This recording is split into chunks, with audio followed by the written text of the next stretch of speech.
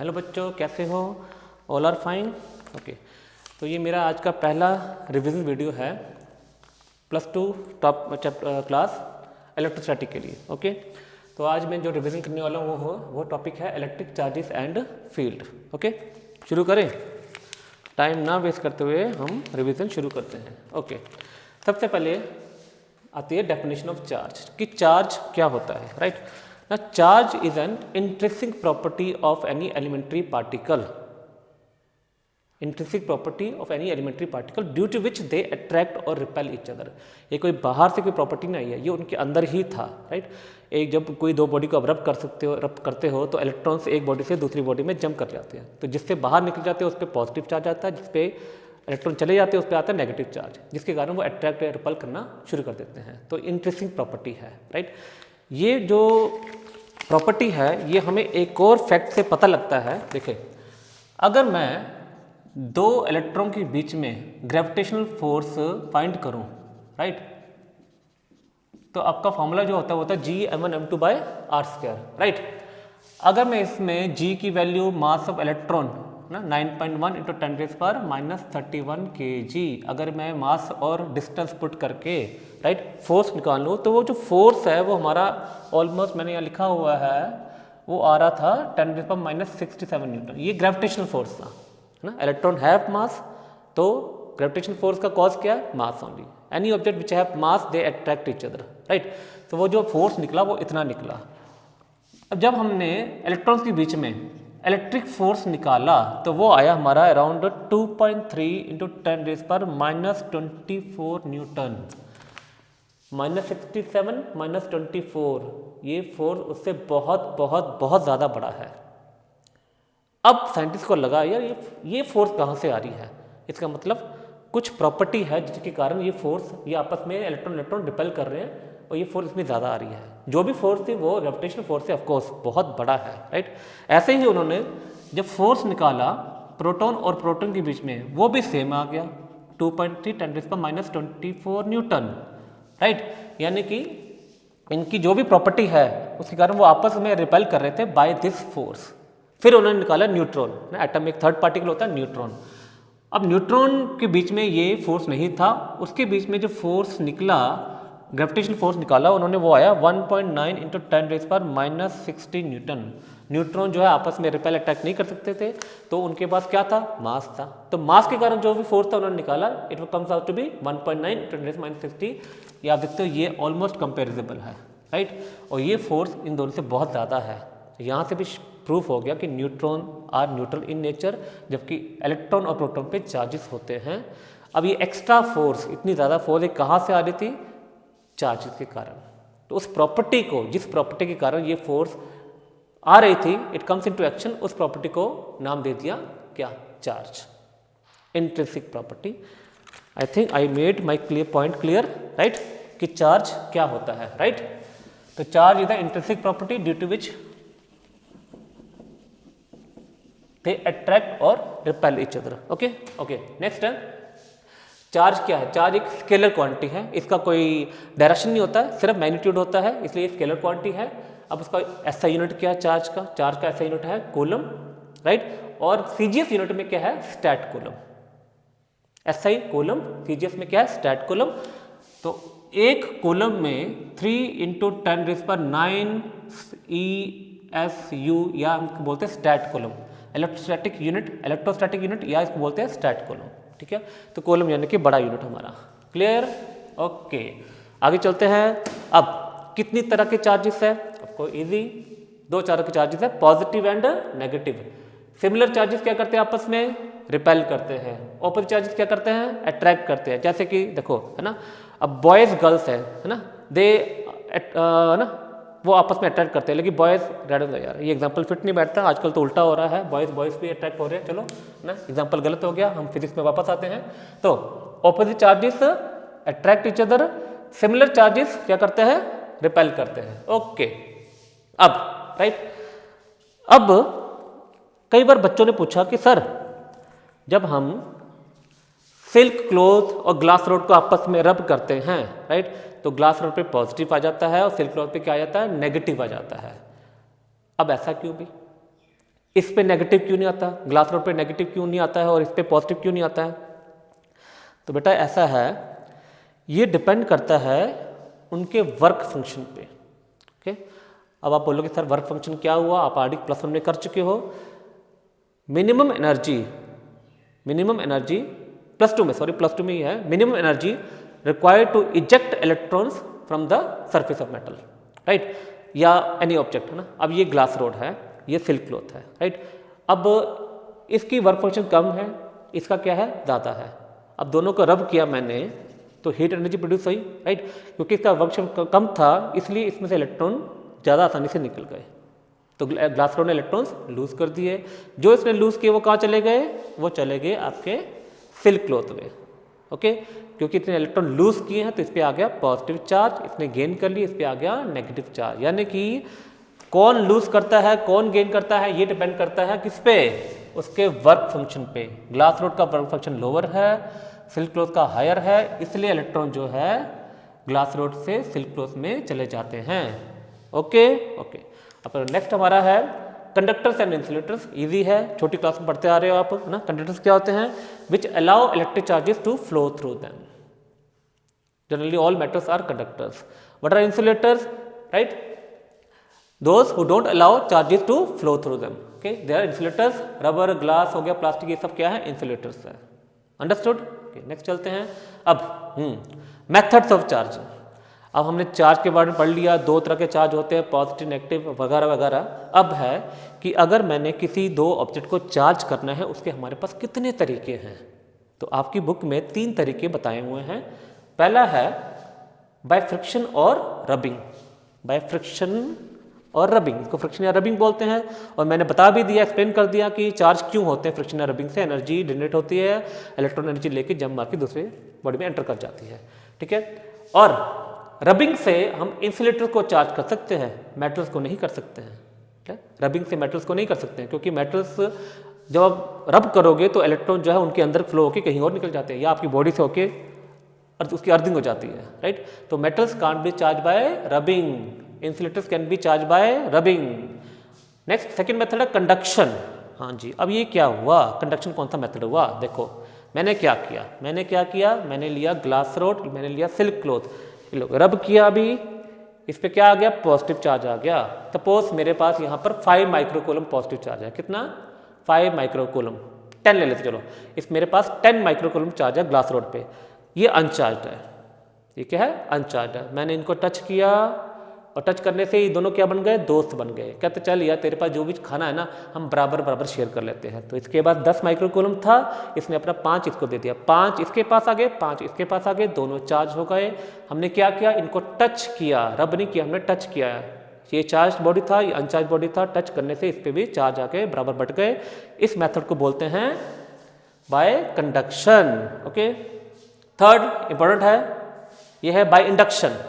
Paper में एक बात बनता है कि by which method you can charge bodies without any contact, बिना कॉन्टैक्ट के आप किस मेथड से बॉडी को चार्ज कर सकते हो, वो क्या है, इंडक्शन है। Even metals can be charge by induction, आप मेटल्स को भी इंडक्शन मेथड से चार्ज कर सकते हो। मैं बताता हूँ कैसे। देखो ये मैंने ले लिया एक इंसुलेटेड स्टैंड ले लिया, ये आपका बना हुआ है वुड का या प्लास्टिक का, इसके ऊपर हमने एक मेटल का स्फीयर रख दिया। अभी ये इस पे टोटल चार्ज कितना है, 0 है, टोटल चार्ज कितना है, 0 है। अब मैंने क्या किया, मैंने इसके पास एक ग्लास रोड लेके आया, पॉजिटिव चार्ज। पहले मैंने क्या किया, ग्लास रोड को रब किया सिल्क क्लॉथ के साथ, इस पर पॉजिटिव आ गया, फिर मैं इसके पास लेके आ गया। अब इसमें पॉजिटिव चार्ज है। अब पॉजिटिव क्या करेगा, पॉजिटिव को रिपेल करेगा, पॉजिटिव नेगेटिव को क्या करेगा, अट्रैक्ट करेगा। तो इसके जितने भी नेगेटिव चार्ज थे वो इस नियर एंड पे आ गए, पॉजिटिव चले गए यहाँ पर। लो भी फर्स्ट स्टेप कंप्लीट हो गया, आपने चार्जेस को सेपरेट कर दिया। अब नेक्स्ट स्टेप में क्या करना है, आपने इस वाले पार्ट को क्या करना, अर्थिंग कर देना है। इससे क्या होगा, ये पॉजिटिव चार्ज चले गए अर्थ में। एक्चुअली ऐसा नहीं होता है, पॉजिटिव चार्ज फ्लो नहीं करते हैं, एक्चुअली अर्थ से इलेक्ट्रॉन्स आके उस पॉजिटिव को कैंसिल कर देते हैं। Actually this is the concept. Okay, हम बोल देते हैं पॉजिटिव चार्ज अर्थ में चले गए, लेकिन एक्चुअली इलेक्ट्रॉन्स यहाँ से आके उसको कैंसिल करते हैं, तो ये पॉजिटिव गायब हो जाएंगे अर्थ में, राइट, गायब हो गए। अब ये हटा दिया हमने, ये भी हटा दिया। अब ये जो क्या रह गया इसके ऊपर, सिर्फ नेगेटिव रह गया, तो लो भी नेगेटिव ने अपने को रीडिस्ट्रीब्यूट कर दिया। हम बोलेंगे अब कि जो मेटल पे कौन सा चार्ज आ गया, कौन सा चार्ज आ गया, नेगेटिव आ गया। ऐसे ही अगर आपने इसमें पॉजिटिव लिखा है ना, तो you will use what, ebonite rod with negative charge. Okay, I think the concept is clear to you, induction method. हाँ, इसमें एक और बड़ा इंपॉर्टेंट क्वेश्चन बनता है, अभी ध्यान सुनना, ये 1 या 2 मार्क्स में आ सकता है कि how glass rod, charge glass rod attracts bits of paper, paper को अट्रैक्ट कैसे करता है। सुनिए अब जरा, ये है ग्लास रोड, इस पे है आपके पास पॉजिटिव चार्ज, ये है हमारे पास बिट्स ऑफ पेपर, राइट। अब ये न्यूट्रल है। अभी क्या होगा, ये पॉजिटिव पॉजिटिव को क्या करेगा, रिपेल करेगा, नेगेटिव को अट्रैक्ट करेगा। तो नेगेटिव इसके नियर एंड पे आ जाएंगे और पॉजिटिव इसके फार एंड पे चले जाएंगे। ओके, अब आप बोलोगे सर भैया ये तो अट्रैक्ट भी कर सकता है और रिपेल भी कर सकता है। अगर ये देखा जाए तो यहाँ पर वो क्या कर रहा है, अट्रैक्ट कर रहा है। अगर ये देखा जाए तो ये क्या कर रहा है, रिपेल कर रहा है, पॉजिटिव पॉजिटिव रिपेल। तो इफेक्ट कौन सा होने वाला है, ये अट्रैक्ट करेंगे या रिपेल करेंगे। तो बेटा देखो, आपने फॉर्मूला किया हुआ है क्या कर रहा हूँ मैं, Q1Q2/R², कूलम फोर्स है ना, फोर्स जो है इन्वर्सली प्रोपोर्शनल होता है स्क्वायर ऑफ डिस्टेंस पे, राइट। अब इसका डिस्टेंस कम है तो इसका फोर्स क्या होगा, ज़्यादा हो जाएगा, अंडरस्टूड। तो डिस्टेंस कम होने के कारण attractive force will be more than repulsive force. Overall effect क्या होगा, paper will be attracted towards the glass rod, understood. तो यहाँ पर क्या हो जाएगी, नेट अट्रैक्शन होगी। इस तरह ग्लास रोड जो है बिट्स ऑफ पेपर को अट्रैक्ट करते हैं। ओके ओके, आगे चलते हैं हम लोग। अब है प्रॉपर्टीज ऑफ इलेक्ट्रिक चार्ज, बड़ा इंपॉर्टेंट क्वेश्चन है ये, 1 मार्क्स में और 2 मार्क्स में दोनों बनते हैं, राइट। 2 मार्क्स में सारा पूछ सकते हैं, 1 मार्क्स में कोई भी एक प्रॉपर्टी के ऊपर क्वेश्चन आ जाएगा आपको, ठीक है। अब किस तरह क्वेश्चन आएंगे देखते हैं। देखो, पहली प्रॉपर्टी क्या है इलेक्ट्रिक चार्ज की, they are additive in nature. Additivity means आप चार्जेस को ऐड कर सकते हो, ऑफ कोर्स ना। चार्जेस कौन से स्केलर क्वांटिटी होते हैं, चार्जेस आर स्केलर क्वांटिटी, उसको आप ऐड कर सकते हो। कैसे, इसको आप कैसे यूज़ करना, मान लो एक बॉडी ए है, इस पे यहाँ पर +2 माइक्रोकूलम पड़ा हुआ है, यहाँ पर 1 माइक्रोकूलम पड़ा हुआ है, यहाँ पर +3 माइक्रोकूलम पड़ा हुआ है। तो आपसे पूछा गया टोटल चार्ज कितने बॉडी पे, तो क्या करोगे, 2 microcoulomb plus -1 microcoulomb plus 3 microcoulomb, add करते तीनों को, तो आंसर आया 3 + 2 5, 5 - 1 4 माइक्रोकूलम, आपका आंसर आ गया है। तो charges are additive in nature, आप चार्ज को ऐड कर सकते हो। I think the property is clear to you. अब नंबर 2 पे आते हैं, क्वांटाइजेशन, बहुत इंपॉर्टेंट है ये, 1 मार्क्स बन सकता है। क्वांटाइजेशन में चार्ज क्या होता है, देखो भी, जब चार्ज इन्वेंट हो गया, रिपल्शन अट्रैक्शन सब कुछ कर लिया उन्होंने, अब उन्होंने सोचा कि किसी बॉडी पे जो चार्ज है वो कितना छोटा हो सकता है, चार्ज कितना छोटा हो सकता है। उस समय एटम, हमें पता था एटम्स के अंदर इलेक्ट्रॉन प्रोटॉन न्यूट्रॉन्स होते हैं, electrons are the smallest particle, lightest particle, right. तब उन्होंने सोचा कि जो भी इलेक्ट्रॉन पे चार्ज होगा, राइट, जो भी इलेक्ट्रॉन पे चार्ज होगा, राइट, उसको हमने, कितना चार्ज होता है 1.6 × 10⁻19 कूलम, उन्होंने बोल दिया कि इससे छोटा चार्ज नहीं हो सकता जी, ये स्मॉलेस्ट चार्ज पॉसिबल है, राइट, ये स्मॉलेस्ट चार्ज पॉसिबल है। अब क्वांटाइजेशन क्या बोलता है, ये बोलता है Q = ±NE, यानी कि जो भी चार्ज होगा किसी बॉडी पे, वो चार्ज क्या है, इलेक्ट्रॉन पे जो चार्ज है उसका मल्टीपल होगा, इंटीग्रल मल्टीपल, इंटीग्रल मल्टीपल। इसका मतलब क्या हो, इस पर एक क्वेश्चन बनाता हूँ मैं। देखो, मान लो मेरे पास एक ए बॉडी है, इसके ऊपर चार्ज है 3.2 × 10⁻19 कूलम, ओके। एक बॉडी बी है, इस पे चार्ज है 0.8 × 10⁻19 कूलम मान लेते हैं, ओके। अब इनमें से कौन सा चार्ज पॉसिबल है, सोचिए। देखिए, इसको मैं लिख सकता हूँ 2 × 1.6 × 10⁻19 coulomb, right, that is 2E, लो बी बन गया फॉर्मूला, ±NE, इंटीजर आ गया, पॉसिबल है। ये पॉसिबल नहीं है मुन्ने, क्योंकि ये जो है आधा आ रहा है, यानी कि हाफ और चार्ज इलेक्ट्रॉन आ रहा है, हाफ इज नॉट पॉसिबल। तो जो भी चार्ज होगा वो इलेक्ट्रॉन पे जो भी चार्ज है उसका इंटीग्रल मल्टीपल होगा। ये है क्वांटाइजेशन चार्ज का concept, okay. I think I made it clear. Okay, the concept of quantization. चलो आगे चलते हैं, अगला है कंजर्वेशन। कंजर्वेशन ऑफ चार्ज क्या बोलता है? कंजर्वेशन ऑफ चार्ज बोलता है the net charge on any body always remain constant. आप चार्ज पार्टिकल को डिस्ट्रॉय कर सकते हो, आप इलेक्ट्रॉन को डिस्ट्रॉय कर सकते हो, आप प्रोटॉन को डिस्ट्रॉय कर सकते हो, लेकिन उनके ऊपर जो चार्ज है वो डिस्ट्रॉय नहीं कर सकते, वो हमेशा सेम रहेगा। Okay, charges will always remain constant. इस पे अब दो एग्जांपल बड़े इंपॉर्टेंट है, एक है आपका पेयर प्रोडक्शन, एक है आपका एनहिलेशन ऑफ मैटर। ये दोनों पेपर में हमेशा पूछा जाता है। अब पेयर प्रोडक्शन में क्या है, गामा रे जो है उससे दो पार्टिकल बने, इलेक्ट्रॉन एंड पॉजिट्रॉन। एक तो आपने ये याद करके जाना है, ठीक है। अब देखो गामा रे पे चार्ज कितना है, 0, इलेक्ट्रॉन पे चार्ज कितना है, -1, इस पे कितना +1 मान के चलते हैं हम लोग, तो दोनों टोटल चार्ज क्या हो गया, 0, राइट। सो लेफ्ट और राइट दोनों पे चार्ज इक्वल आते हैं, तो यह कंजर्वेशन ऑफ चार्ज, ठीक है। Total charge remain constant. ऐसे ही एनहिलेशन मैटर में क्या होता है कि दो इलेक्ट्रॉन और पॉजिट्रॉन आपस में डिस्ट्रॉय करके दो गामा रे निकाल रहे हैं, राइट। इस पे यहाँ भी चार्ज 0 है, यहाँ भी चार्ज 0 है, तो total charge always remain constant. ये है आपका कंजर्वेशन ऑफ चार्ज का कंसेप्ट। चलिए आगे चलते हैं।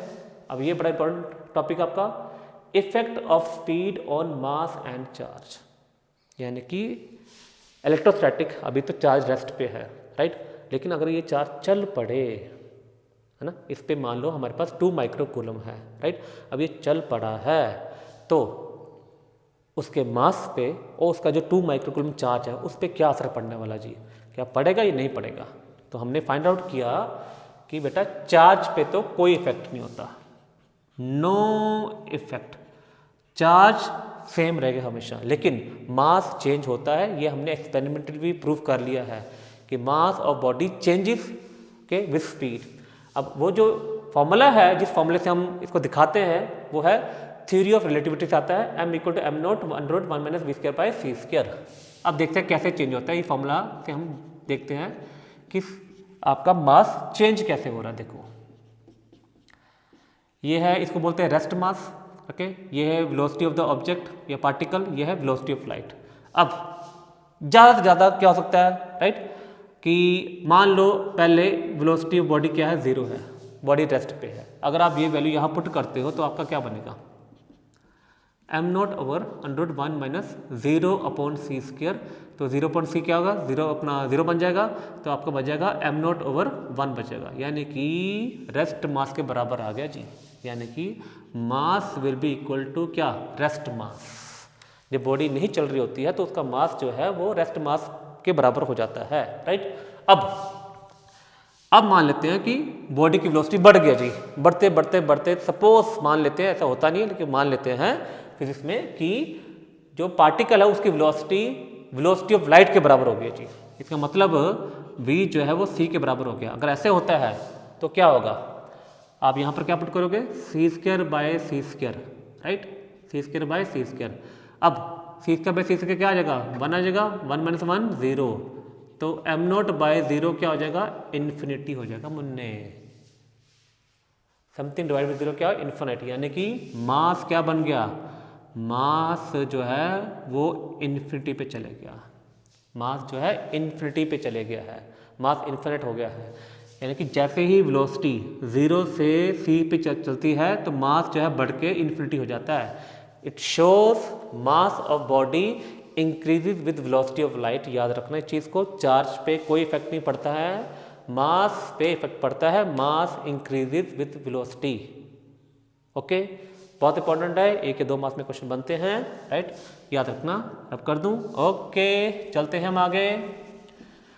अब बेटा जी नेक्स्ट टॉपिक है आपका कूलम्स लॉ। चलो अभी चार्ज के बारे में पढ़ लिया, अट्रैक्शन रिपल्शन हो गई, चार्ज अट्रैक्ट होता है, repels, conductor, insulators, method of charging हो गया हमारा, फ्रिक्शन, कंडक्शन और इंडक्शन हो गया, सब कुछ हो गया। अब है कि अगर मैं दो चार्ज, दोनों पॉजिटिव हो सकते हैं, दोनों नेगेटिव हो सकते हैं, या पॉजिटिव और नेगेटिव हो सकते हैं, अगर मैं दो चार्ज को पास लेके आऊँ तो क्या करेंगे, अगर ये सिमिलर चार्जेस है ये आप इसमें क्या करेंगे, रिपेल करेंगे, अगर ये ऑपोजिट तो क्या करेंगे, अट्रैक्ट करेंगे। तो वो जो फोर्स है, दोनों में बीच में फोर्स है, वो किस पे डिपेंड करता है, वो किस पे डिपेंड करता है। तो हमने क्या फाइंड किया कि जो फोर्स है वो डिपेंड करता है दोनों की चार्ज के मैग्नीट्यूड पे, and it is inversely proportional to square of distance between them R square, है ना। जब हमने ये हटाना है तो लग जाएगा एक कांस्टेंट के Q1 Q2 bye are square. यहाँ पर जो के है, के को बोलते हैं electrostatic force constant, electrostatic force constant. और फर्दर जो के की वैल्यू है वो हमारे पास कितनी होती है, के की वैल्यू होती है, या देख सकते हो मेरे बोर्ड पे लिखा हुआ है 9 × 10⁹ न्यूटन मीटर स्क्वायर पर कूलम स्क्वायर। बच्चे अगर आपको ये यूनिट्स याद नहीं हो रहे हैं तो प्लीज़ फार्मूला याद रखिए, फार्मूले में से सारे यूनिट्स निकल सकते हैं। मैं ये निकाल के दिखाता हूँ। मान लो कि अगर पेपर में आप के का यूनिट भूल गए हो ना, तो आप के को इधर रखिए, एफ इंटू उधर ले जाओ R square over Q1 Q2। F का यूनिट क्या होता है, एफ का यूनिट होता है न्यूटन, आर का मीटर, तो मीटर स्क्वायर आ गया, और इसका आ गया coulomb square, newton metre square पर coulomb square, newton metre square पर कूलम स्क्वायर। आप कोई भी यूनिट फॉर्मूले से निकाल सकते हो, अगर आप यूनिट भूल जाते हो तो याद रखना, ठीक है। हाँ, तो के है इलेक्ट्रोस्टैटिक कांस्टेंट, राइट। इसकी वैल्यू होती है 9 × 10⁹ न्यूटन मीटर स्क्वायर पर कूलम स्क्वायर। और फर्दर के का जो फॉर्मूला होता है वो होता है हमारे पास 1/4πε0, और यहाँ पर ε0 को बोलते हैं, क्या बोलते हैं, एब्सोल्यूट परमिटिविटी। एब्सोल्यूट परमिटिविटी सबसे ज़्यादा, मतलब कि सॉरी, ये आपकी वैक्यूम की है, राइट। तो ये जो परमिटिविटी है ये वैक्यूम के, इसलिए हमने बोल दिया इसको एब्सोल्यूट परमिटिविटी। ओके, इसकी वैल्यू कितनी होती है 8.85 × 10⁻12 कूलम स्क्वायर पर न्यूटन मीटर स्क्वायर। ये यूनिट भी आप इसी फॉर्मूले से निकाल सकते हो जैसे मैंने के का यूनिट निकाला था। आई थिंक ओके, यहाँ तक आपका कंसेप्ट क्लियर हो गया जी। अब नेक्स्ट है कि के की वैल्यू, के की वैल्यू किस पे डिपेंड करती है, ये डिपेंड करती है किस पे, मीडियम पे और सिस्टम ऑफ यूनिट्स पे। मीडियम पे कैसे, देखो मान लो कि दो बंदे एक दूसरे को धक्का मार रहे हैं, फोर्स लगा रहे हैं। अब उन्हीं दोनों बंदों को अगर हम पानी में डुबो दें और वहाँ भी वो एक दूसरे को धक्का मारी जा रहे हैं, है ना, फाइटिंग कर रहे हैं, धक्का मार रहे हैं, लेकिन वहाँ पर धक्का कैसे लगेगा, धक्का ऐसे लगेगा स्लो मोशन में, है ना। फोर्स उनकी कम हो गई, क्यों कम होगी, मीडियम के आने से। इसी तरह दो चार्जेस जो वैक्यूम में पड़े हैं, राइट, दो चार्जेस जो वैक्यूम में पड़े हैं वो आपस में जो फोर्स लगाएंगे वो होगा, क्या होगा, 1/4πε0 Q1 Q2 bye are square. लेकिन इसी दो चार्जेस को अगर पानी में ले जाएं, ये एयर में पानी में ले जाएं, तो ये फोर्स क्या हो जाएगी, कम हो जाएगी, क्योंकि वहाँ पर परमिटिविटी जो है बढ़ जाती है। डिनोमीटर है, परमिटिविटी डिनोमीटर में आ रही है, तो पानी में जाके परमिटिविटी क्या होती है, बढ़ जाती है, 80 टाइम्स हो जाती है, बुक में दिया हुआ है 80 टाइम्स हो जाती है, यानी कि फोर्स 80 टाइम्स कम हो जाएगा as compare to force between the charges which is kept in vacuum. I think I made it loud and clear, right. Okay, अब मैंने बताया कि ये जो वैल्यू है के की, राइट, ये सिस्टम ऑफ यूनिट्स पे डिपेंड करता है। सिस्टम ऑफ यूनिट्स पे कैसे डिपेंड करता है, बहुत सिंपल है। देखो के की वैल्यू जो है वो है 9 × 10⁹ न्यूटन मीटर स्क्वायर पर कूलम स्क्वायर। अब देखो अगर मैं यहाँ पर न्यूटन की जगह डाइन ले लूँ, और डाइन में, ठीक है, 1 × 10⁵ डाइन, राइट, और मीटर स्क्वायर की जगह लिख दो 10⁴ सेंटीमीटर स्क्वायर पर कूलम स्क्वायर। देखो अभी ये 9 0 एक्स्ट्रा आ गए हैं, ये वैल्यू पूरी की पूरी चेंज हो जाएगी, यानी कि के की वैल्यू यूनिट्स पे भी डिपेंड करती है। ओके, के की वैल्यू यूनिट्स पे भी डिपेंड करती है, सिस्टम यूनिट्स पे डिपेंड करती है। ये बहुत इंपॉर्टेंट है, एक मार्क्स में बन सकता है कि के की वैल्यू किस पे डिपेंड करती है, मीडियम पे भी डिपेंड करती है, मैंने बताया कैसे, और सिस्टम यूनिट्स पे डिपेंड करती है। अब आगे चलते हैं, नेक्स्ट है Coulomb's law in vector form. अरे भाई, जब मैंने कूलम्स लॉ स्केलर फॉर्म में लिख दिया है 1/4πε0 Q1 Q2 पे आर स्क्वायर, तो इसको वेक्टर फॉर्म में लिखने का फायदा क्या है, राइट। क्यों लिखते हैं हम लोग, देखो जरा, ये रहा Q1 चार्ज, ये रहा Q2 चार्ज, दोनों पॉजिटिव हैं, राइट, दोनों क्या हैं, पॉजिटिव हैं, तो आपस में क्या करेंगे, ये आपस में क्या करेंगे, आपस में ये रिपेल करेंगे। Q1 Q2 को उधर धक्का मारेगा, उस तरफ धक्का मारेगा, चल हट, है ना। तो ये लगा रहा force F12, right, force on 2/1 due to 1। Q2 इस पे लगाएगा फोर्स इस तरफ, फॉर्मूला क्या होगा उसका, F12, right, force on 1 due to 2, right. अब वेक्टर है तो भैया इसका डायरेक्शन भी बताना पड़ेगा कि इस फोर्स की डायरेक्शन किस तरफ है, इसकी किस तरफ है, मेंशन करना पड़ेगा। और डायग्राम में मेंशन कैसे करना, देखो अब ये फोर्स शुरू कहाँ से हो रहा है, ये यहाँ से शुरू हो रहा है, F1 का फोर्स है, ये F1 F2 पे लगा रहा है, यानी कि यहाँ से ऐसे जा रहा है। उसको दिखाने के लिए हमने एक यूनिट वेक्टर ले लिया 1 से 2 की तरफ, ठीक है। अब ये यूनिट वेक्टर इस फोर्स की क्या बता रहा है, आपको डायरेक्शन बता रहा है। 2 1 का डायरेक्शन R12 बता रहा है, याद रखना।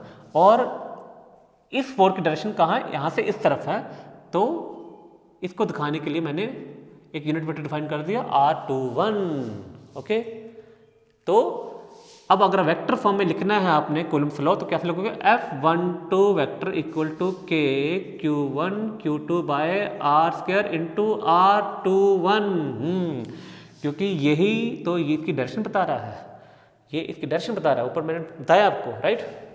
इनके दोनों में डिस्टेंस कितना है, R है, वही मैंने यहाँ लिखा है। ऐसे ही F21 कितना होगा, K Q1 Q2 by R square R12, okay. 2 1 1 2 1 2 2 1, बस ये याद रखना चीज़ को, ठीक है। अब क्यों, इसमें क्या पंगा था, इसमें क्या प्रॉब्लम थी हमने इसको वेक्टर फॉर्म में लिख दिया। इसमें फोर्स की डायरेक्शन नहीं पता लग रही है, और हमें ये भी नहीं पता लग रहा कि दोनों ऑब्जेक्ट में से फोर्स क्या सेम लगा रहे हैं कि अलग अलग लगा रहे हैं, कि ये ज़्यादा लगा रहा है, ये कम लगा रहा है ना।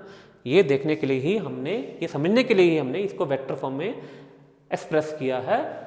अब वेक्टर फॉर्म में इंपॉर्टेंस क्या है, वेक्टर फॉर्म में एक्सप्रेस करने का इंपॉर्टेंस क्या है, बहुत इंपॉर्टेंट है, 1 मार्क्स में आ सकता है आपका। पहला, ये शो करता है it obeys Newton third law. Coulomb's law ओबे Newton's third law. Action and reaction, मैंने मुक्का मारा दीवार पे, दीवार ने मुझे धक्का मारा, मेरे हाथ में दर्द शुरू हो गया, राइट। एक्शन एंड रिएक्शन, जो मैं एक्शन करूंगा मुझे भी वही रिएक्शन मिलेगा। आप दूसरे को गाली दोगे, वो भी आपको गाली देगा। आप दूसरे को प्यार दोगे, वो भी आपको प्यार देगा। देखा, ह्यूमन नेचर मैंने कर दिया ना कंपेयर, राइट। जैसा करोगे वैसा भरोगे, तो यहाँ पे ऐसे ही होता है, right. The forces are equal and opposite, क्यों, क्योंकि ये आपस में इक्वल एंड ऑपोजिट है, तो फोर्स भी क्या हो जाएंगे, इक्वल एंड ऑपोजिट हो जाएंगे, राइट। एंड नंबर 2 इंपॉर्टेंस क्या पता लगता है, central force, they are central force, they act along the line joining the center of the charges, ठीक है। अगर दो चार्ज के सेंटर आप लाइन ज्वाइन कर दो, तो फोर्स उसी लाइन के अलोंग एक्ट करता है। तो के ये शो करता है कि कूलम्ब्स लॉ जो क्या है वो सेंट्रल फोर्स है, बहुत इंपॉर्टेंट है। ये दोनों की एक्सप्लेनेशन भी आ सकती है, और आपको सीधा पूछ सकते 2 मार्क्स में या 1 मार्क्स में कि भाई वेक्टर फॉर्म की इंपॉर्टेंस क्या है, वो आपको अपने बता देना है, राइट। Easy, very good. चले आगे, चलिए आगे चलते हैं। ओके, नेक्स्ट आपका है कंसेप्ट डाइलेक्ट्रिक कांस्टेंट का, बहुत इंपॉर्टेंट है, रिलेटिव परमिटिविटी। देखो भैया, हमने डिस्कस कर लिया है कि दो चार्जेस को अगर वैक्यूम में रखे तो फोर्स F आ जाता है, उस चार्जेस को पानी में ले जाए तो फोर्स कम हो जाती है, क्योंकि परमिटिविटी बढ़ जाती है, कम हो जाती है। अब मैं बोलूं कि दोनों फोर्स को कंपेयर करो जी, कि वैक्यूम में दोनों के बीच में कितना फोर्स था, पानी में ले जाए तब फोर्स उनका कितना बन गया। कंपैरिजन से जो रेशियो आता है उसको बोलती है डाइलेक्ट्रिक कांस्टेंट, राइट। हमने क्या किया, हमने फोर्स निकाला वैक्यूम में, फिर हमने निकाला फोर्स इन मीडियम वाटर ले लिया, राइट। इसमें जब पुट करोगे 1/4 pi epsilon naught Q1 Q2 by R square, नीचे आ गया 1/4 पाई एप्सिलॉन लिख दिया, क्योंकि ये वाटर में परमिटिविटी चेंज होती है, यहाँ पर नॉट, यहाँ पर एप्सिलॉन आ गया। Q1 Q2 by R square, ये कैंसिल हो गया, ये कैंसिल हो गया, ये ऊपर चले गया, epsilon by epsilon naught, right. तो हमारे पास आ गया F vacuum over F medium equal to epsilon by epsilon naught. इस रेशियो को हमने नाम दे दिया कप्पा, डाइलेक्ट्रिक कांस्टेंट, या इसको हम बोल सकते हैं epsilon R, relative permittivity. Relate कर रहे हो आप फोर्स वैक्यूम में और फोर्स मीडियम में, बहुत इंपॉर्टेंट है, याद रखना है, राइट। और वाटर के लिए K की वैल्यू होती है 80, कितनी होती है 80। अगर आप पेपर में 1 मार्क्स में या 2 मार्क्स में न्यूमेरिकल बन सकता है कि वाटर में डाइलेक्ट्रिक कांस्टेंट की वैल्यू कितनी होती है 80, तो उसकी परमिटिविटी निकालोगे। ये तो मैंने बताया नहीं आपको, परमिटिविटी मैंने बताया किसमें, वैक्यूम की बताई मैंने, 8.85 × 10⁻12। पानी की निकालनी तो कैसे निकालोगे, देखो जरा, पानी में डायलेक्ट्रिक कांस्टेंट की वैल्यू कितनी 80। अब हमें ये रिलेशन पता है, ये रिलेशन यूज करो, epsilon by epsilon not equal to 80। तो एप्सिलॉन कितना आ गया, एप्सिलॉन नॉट इंटू 80, ये वैल्यू पुट करो वो वाली 8.85, सॉल्व करो, लो भी परमिटिविटी आपका पानी का आ गया। ऐसे ही आप किसी भी मीडियम का निकाल सकते हो अगर उसका डायलेक्ट्रिक कांस्टेंट आपको दिया हो। तो I think concept is clear, question समझ में आ गया कैसे कैसे आ सकते हैं। Very good.